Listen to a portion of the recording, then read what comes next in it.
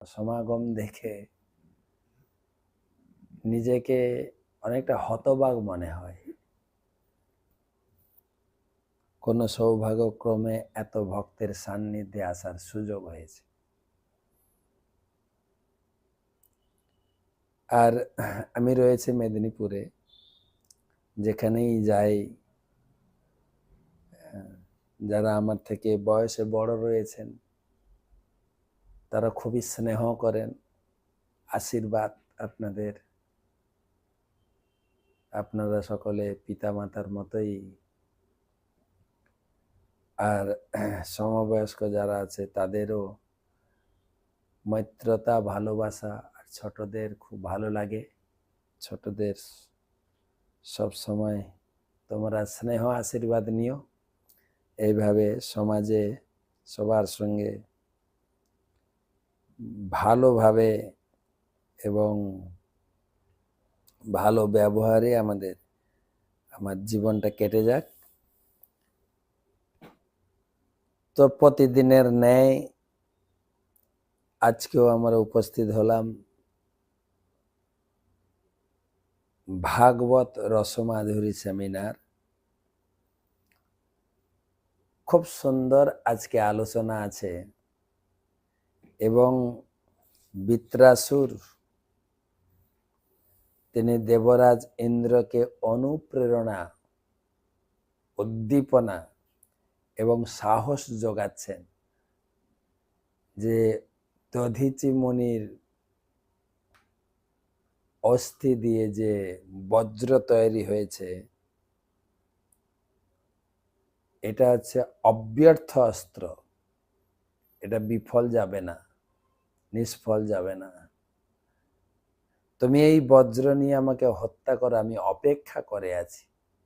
এই পবিত্র অস্ত্র এবং ভগবানের যোজনা আমার এই জীবনের এই কলুষময় জীবন থেকে মুক্ত হতে চাই, আমি ভগবত ধামে যাবই।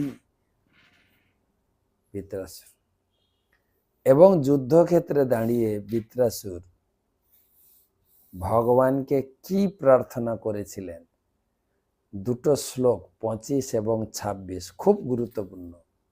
যদি পারেন কণ্ঠস্থ মুখস্থ করবেন। না কপিষ্টম নচপারমেষ্ঠ্যম না সার্বভৌমম ন রসাধিপত্যম ন যোগ সিদ্ধির নবপূর্ণ ভবম বা সমঞ্জসতাম বিহরজ্য কাঙ্ক্ষে। আরেকটা শ্লোক, অজাত পক্ষা ইব মাতরম খগা স্তন্যম যথা বৎসতরা ক্ষুধার্থা প্রিয়ং প্রিয়েব বসিতং বিষণ্যা মনোহরবিন্দাক্ষ দিদিক্ষতে তাম। তো সেই শ্লোকে পৌঁছানোর আগে আমরা আলোচনা করছিলাম কালকে 22 পর্যন্ত বৃত্রাসুর ইন্দ্রের প্রতি বলছেন, পুংসাম কিলই কান্ত ধিয়ম সকানন যমসম পদোদিবি ভূমৌ রসায়াম ন জাতি যদ্দেশ উদ্বেগ আধি অদ কলির ব্যসনম সম্প্রয়াস। যারা ভগবানের শ্রীপাদপদ্মের সম্পূর্ণরূপে শরণাগত এবং ঐকান্তিকভাবে তার চিন্ময় পাদপদ্মের চিন্তায় মগ্ন, তাদের ভগবান তার নিজজন বা সেবক রূপে স্বীকার করেন। আর তাদেরকে স্বর্গ, মর্ত, পাতালে যে সম্পদ রয়েছে তা দেন না। ইন্দ্র, তুমি আমি দুজনই ভগবানের ভক্ত, দুজনই সম্পদের লড়াইতে এখানে যুদ্ধ করছি। আমি মুক্তি পেতে চাই, তোমার বজ্রের দ্বারা আমি মৃত্যুবরণ করে ভগবত ধামে চলে যাব, কিন্তু তোমাকে এই জগতের ভোগের সঙ্গে ঠেলাও সামলাতে হবে। আকার ইঙ্গিতে বলা হয়েছে স্বর্গবাসটা খুব একটা বুদ্ধিমান লোকের কাজ না। কারণ এই ত্রিভুবনের ঐশ্বর্যের ফলে শত্রুতা, উদ্বেগ, মনস্তাম, গর্ব ও কলহের সৃষ্টি হয়। কলহ চলছে কিনা দেখেন, প্রত্যেকটা স্তরে, গ্রামে নিজেদের মধ্যে কলহ, পরিবারে কলহ, তারপরে সামাজিক কলহ, আর আন্তর্জাতিক কলহ, সব স্তরে।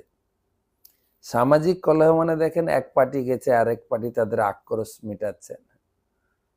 আন্তর্জাতিক ক্ষেত্রে ইরাক, ইরান, কাতার, জেড্ডা, আমেরিকার সঙ্গে লড়াই করছে, চলছে না আন্তর্জাতিক সংঘর্ষ। তো সুতরাং এই স্বর্গ বলুন, মর্ত বলুন, এ সংঘর্ষময় জীবন। আমি এই জীবন থেকে উদ্ধার পেতে চাই। আমি এই সংঘর্ষময় জীবনের থেকে চিরতরে মুক্তি পেতে চাই। অর্থাৎ ভাগবতমে আকার ইঙ্গিতে বোঝানো হচ্ছে স্বর্গটা অতটা নিরাপদ স্থান নয়। সেখানে কলহ, সেখানে শত্রুতা, উদ্বেগ, মনস্তাপ, গর্ব, এগুলো অপেক্ষা। 23 তৈর্বৈ ত্রৈবর্গিকায়া সবিঘাত যস্মাৎ পতির্বিধত্তে পুরুষস্য শত্রু ততনুমেয় ভগবৎ প্রসাদ যদুর্লভং কিঞ্চন গোচর অন্যৈ। তৈবর্গিকায়া সবিঘাতমস্মৎ পতির্বিধত্তে পুরুষস্য শত্রু ততনুমেয় ভগবৎ প্রসাদ যদুর্লভ কিঞ্চন গোচর অন্যৈ। অনুবাদ: হে ইন্দ্র, আমাদের প্রভু ভগবান তার ভক্তদের ধর্ম, অর্থ, কামের প্রয়াস করতে নিষেধ করেন। তোমাকে আর কি জ্ঞান দেব? ভগবান তার শুদ্ধ ভক্তদের কোন প্রকার কামনা বাসনা দেন না, আর তিনি শিক্ষা দেন কামনা বাসনা থেকে তোমাকে মুক্ত হতে হবে। প্রভু গীতায়, ভাগবতমে, বিভিন্ন শাস্ত্রে তিনি বলেছেন। বিতরাগ ভয় ক্রোধা, গীতায় বলছেন। বিত মানে ত্যাগ করুন, আসক্তি, ক্রোধ, এসব ত্যাগ করতে হবে ভজনে, না হলে তুমি ভজন করতে পারো না। অন্তগতম তু পাপম, তোমার পাপ কার্য, তোমার ভোগ বাসনা অন্তগত যদি জিরো না হয়, তুমি তো ভগবানকে লাভ করতে পারবে না। তাই বৈদিক শাস্ত্রের বিভিন্ন জায়গায় ভগবানের নির্দেশ বাক্য, চৈতন্য মহাপ্রভু তো আরেকটু খোলাখুলি বললেন, না ধনম না জনম না সুন্দরিং বা কবিতাং জগদীশ কাময়ে। হে জগদীশ্বর, আমি ঘর বাড়ি, ভোগ সম্পত্তি, সুন্দরী নারীও আমি চাই না। তো কি চাও? মম জন্মনি জন্মনিশ্বরে ভবতাদ ভক্তি অহেতুক। ভক্তি অহেতুক, কোনো হেতু না।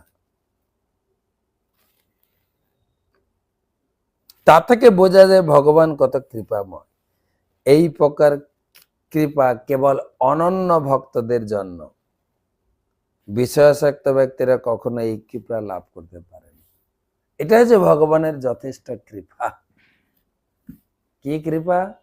না ভোগ বাসনা ভুলে যাওয়া।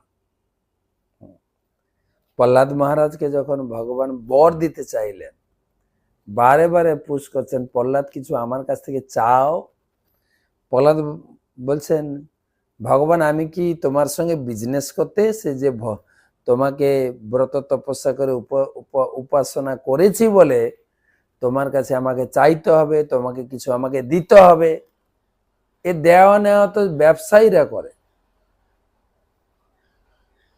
আমি তো তোমার সঙ্গে এরকম কোনো ব্যবসায়ী সম্পর্কে গঠিত নই। তো আমি তোমার ভক্ত, আমার কর্তব্য তোমাকে পূজা করা, তাই করেছি। না তুমি কিছু চাও। দেবদেবীর ভক্তরা দেবদেবীর কাছ থেকে অনেক কিছু লাভ করে, কিন্তু আমি এই বিষ্ণু ঠাকুর, আমার সবাই নিন্দা করে। বিষ্ণু ঠাকুর হচ্ছেন কৃপণ, তার ভক্তদের কিছুই দেয় না। তাই তুমি কিছু চাও তো, আমি এই কৃপণতা, বদনামটা আমি মুছে দিতে চাই। প্রহ্লাদ বললেন, প্রভু সত্যি আমাকে তুমি দেবে কিছু? বলছে হ্যাঁ, তুমি কিছু চাও। বলে আমাকে এই বর দাও, আমার ভিতরে যেন কামনা বাসনা না আসে। কিরকম বর? আমি যেন এই বিষয় সম্পত্তিতে জড়িয়ে না পড়ি, চিত্তে যেন কামনা বাসনা লেশ না থাকে। ভগবান বললেন তথাস্তু, তাই নাও। এখানে বলছেন সেটা যে ভগবান এত কৃপালু, তার ভক্তদের কিছু দেন না, জাগতিক বাসনা তার পূরণ করেন। এটা ভক্তের প্রতি ভগবানের বিশেষ বিশেষ দয়া ছাড়া আর কিছু না। ভজন পূজন তো সবাই করে, কিন্তু সবাই ভোগ বাসনাতে জড়িয়ে যাচ্ছে। তুলসীদাস বলছেন, চলনা চলনা সব কই কহে, বিরামে পৌঁছে কই। এক কামিনী আর কাঞ্চন, দুর্লভ ঘাটিয়াল দুই। সবাই বলছে ভগবানের সেবা পূজা করো, ভগবত ধামে ফিরে আসো, কিন্তু ভগবত ধামে পৌঁছাচ্ছে কোথায়? মাঝ রাস্তায় দুটো বাম্পারে স্টার্ট বন্ধ হয়ে যাচ্ছে। বাম্পারে গাড়িগুলো স্টার্ট বন্ধ হয়ে যায় না মাঝে মাঝে? হ্যাঁ, ওই দুটো বাম্পার যেখানে ভক্তিটা দাঁড়িয়ে যাচ্ছে, একটা হচ্ছে কামিনী আর একটা হচ্ছে কাঞ্চন। কাঞ্চন মানে টাকা পয়সা, সোনা দানা, বিষয় সম্পত্তি। আর কামিনী হচ্ছে স্ত্রী লোক। এই দুটোতে সবাই আমরা আটকে যাচ্ছি।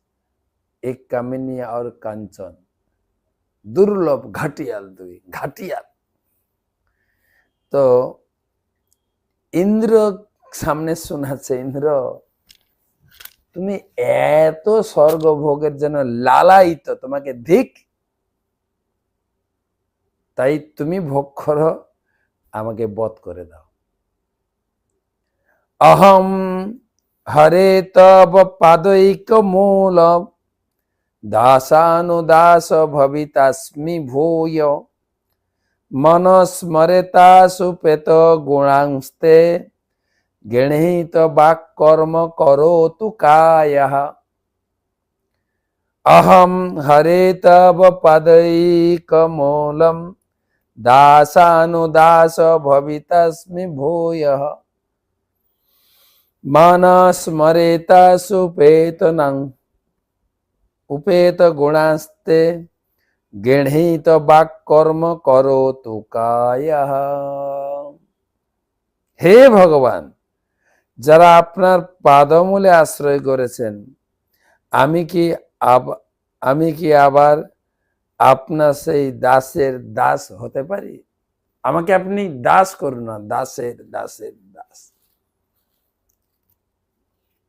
হে প্রাণপতি, আমি যেন পুনরায় তাদের দাস হতে পারি, যাতে আমার মন সর্বদা দিব্য গুণাবলী স্মরণ করে, আমার বাণী যেন সর্বদা আপনার মহিমা কীর্তন করে, আপনার জন্য সেই, এবং আমার দেহ যেন সর্বদা আপনার সেবা কার্য সম্পাদন করে বা সেবা কার্যতে লাগতে পারে। ভগবানের কাছে বৃত্রাসুর প্রার্থনা করছেন, আমি তোমার দাসের দাসের দাসের দাস হতে পারিস না, তোমার ভক্ত হয়ে লাভ নেই। কেন? আমাদের ধ্রুব মহারাজ বললেন, নেসে ভগবত গুণ কথা মতে পান। ভগবান, আমি তোমার কাছে একটা জিনিস চাইবে, দেবে?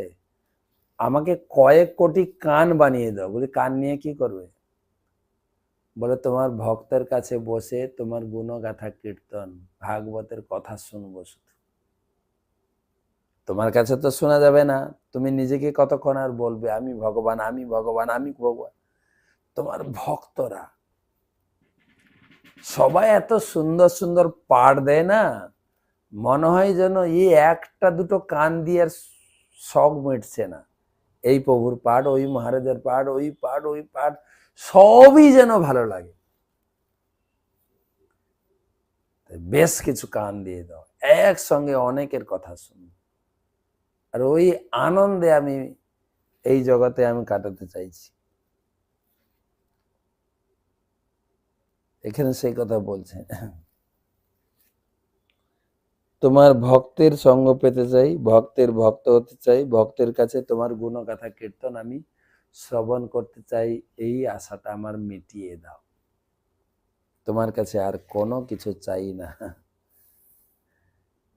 ন নাকপিষ্ট্যম ন চ পারমেষ্ট্যম ন সার্বভৌমম ন রসাধিপত্যম ন যোগ সিদ্ধি অপুনর্ভবম বা সামঞ্জস্যত্বা বিহরজ্য কাঙ্ক্ষে।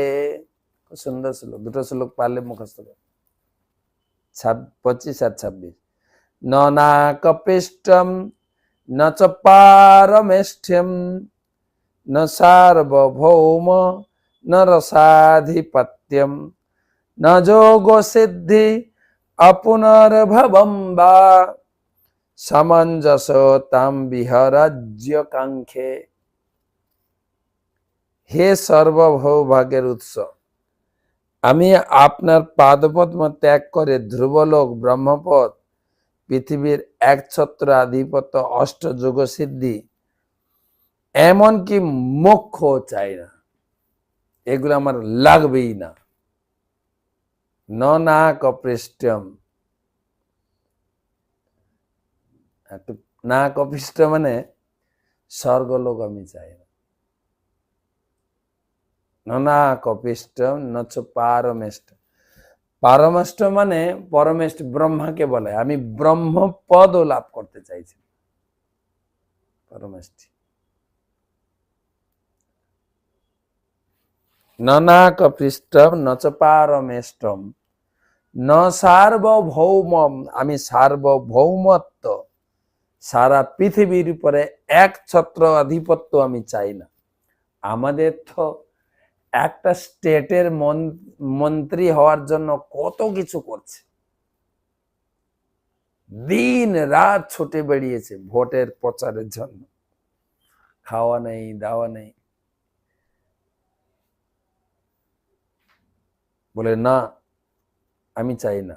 ন সার্বভৌম ন রসাধিপত্য, এমনকি এই জগতের সার্বভৌমত্ব আর পাতালের সার্বভৌমত্ব আমি কিছু চাই না। ন যোগ সিদ্ধি, আমি যোগ সিদ্ধ পারত। একটা প্রার্থনা করি, কি? তোমার সেবা। অজাত পক্ষ ইব মাতরম খগা স্তন্যম যথা বৎস তরা ক্ষুধার্থা প্রিয়ম প্রিয়েব ভূষিতং বিসন্ন্যা মনোরবিন্দাক্ষ দিগ্দিস্খতে তাম। আমি ভক্তি চাই। কিরকম ভক্তি চাই? খুব সুন্দর দৃষ্টান্ত দিয়ে বলছেন, খুব অনুভবের কথা। অজাত পক্ষা ইব মাতরম খগা, খগা মানে পাখির, অজাত পক্ষা পাখি, পক্ষী শাবক, পাখির ছোট ছোট বাচ্চা, যার এখনো ঠিক মতো অজাত পক্ষা, পাখা গজায়নি এখনো।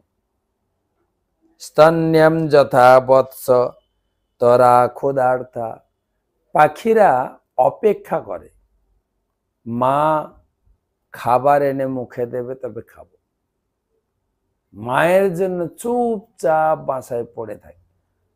যখনই গাছে একটু সাড়া পায়, পাতা দুলছে, মনে হয় মা এসে গেছে, আর তখন চিৎকার করে হা করে তাকিয়ে থাকে, মুখ হা করে থাকে, মা এসে আমার মুখে খাবার দেবে। আমি যেন সেই রকম আপনার আশ্রয়ে থাকি অজাত পক্ষে। আর কি, স্তন্যম যথা বৎসতরা ক্ষুধার্থা। গাই মাঠে চড়তে যায়, বাছুর এখানে অজর ধরে মায়ের রাস্তার দিকে হা করে তাকিয়েছে, মা কখন আসবে আমি দুধ খাবো। বাছুরের আশ্রয় মা গাই। প্রিয়ম প্রিয়েব বসিতং বিষণ্ণা। প্রিয় যদি দূর দেশে যায়, তার প্রিয়া স্ত্রী এখানে অধীর আগ্রহ বসে থাকে কখন সে বিদেশ থেকে ফিরবে। বলুন তো এইগুলো মিলছে কিনা? ঠিক সেই রকম মন অরবিন্দাক্ষ দিদিশ ক্ষতে তথা, ঠিক সেইভাবে আমার মন যেন আপনার প্রতি ভালোবাসা, আপনার সেবার জন্য উদ্গ্রীব হয়ে থাকে। দেখেন, ভগবানের বড় বড় ভক্ত, তারা ভগবানের কাছে কি প্রার্থনা করতে হবে শিখিয়ে দিয়ে গেছে। নতুন করে আপনাকে কোনো কিছু করতে হবে না, বা নতুন করে শ্লোক বানাতে হবে না, এইগুলোই ভগবানকে বললেই হবে।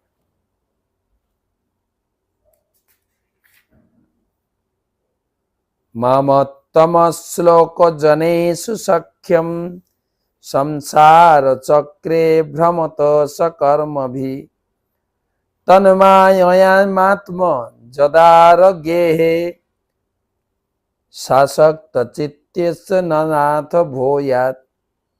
মমত্তম শ্লোক জনেষু সখ্যম সংসার চক্রে ভ্রমত সকর্মভি তন্মায়া আত্ম যদার দেহে শাসক্ত চিত্তস্য নাথ ভূয়াৎ। হে নাথ, আমি আমার কর্মের ফলে সংসার চক্র ভ্রমণ করছি, তাই আমি যেন আপনার পুণ্যকীর্তি ভক্তদের সঙ্গে সখ্য লাভ করতে পারি। আপনার মায়ার প্রভাবে আমার চিত্ত যে দেহ, পুত্র, কলত্র, গৃহ প্রভৃতির প্রতি আসক্ত হয়েছে, তাতে যেন আর আসক্তি না থাকে। আমার মন প্রাণ সবকিছুই যেন আপনাতেই আসক্ত হয়। এই বলে এই অধ্যায় শেষ হলো। ইতি শ্রীমদ্ ভাগবতের ষষ্ঠ স্কন্ধের বৃত্রাসুরের দিব্য গুণাবলী নামক একাদশ অধ্যায়ের ভক্তি বেদান্ত তাৎপর্য। খুব সুন্দর আজকের এই বৃত্রাসুরের প্রার্থনা। তো কালকে তো চৈতন্য সুধা মাধুরী, আবার পরের দিন আমরা নিয়ে আসবো এর পরে কি হলো। ভগবানের কাছে বৃত্রাসুর যা যা প্রার্থনা করলেন, ভগবান তার মনোবাসনা পূর্ণ করলেন, তারপরে যুদ্ধ হলো কিনা, এ বিস্তারিত আলোচনা আমরা পরশুদিন করব। নতুন অধ্যায় শুরু হবে আবার। তো কয়েকটা প্রশ্ন কয়েকদিন ধরে ঘুরছে, আমরা একটু ক্লিয়ার করে দিই। প্রশ্ন করেছেন